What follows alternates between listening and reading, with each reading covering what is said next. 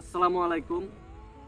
আমার পাশে যে হলুদ বর্ণের ফুলগুলো দেখতে পাচ্ছেন, এই ফুলটির উপকারিতা জানলে আপনি অবাক হয়ে যাবেন। এই ফুলটি মূলত গ্রাম বাংলার রাস্তা ফাঁকা জায়গায় এই ফুলটি হয়ে থাকে। তো এই ফুলটি বিভিন্ন অঞ্চলের বিভিন্ন নামে পরিচিত। আমাদের অঞ্চলে বনফুল নামে পরিচিত। এটি গ্রামগঞ্জের বিভিন্ন চিকিৎসার কাজে ব্যবহার করা হয়ে থাকে।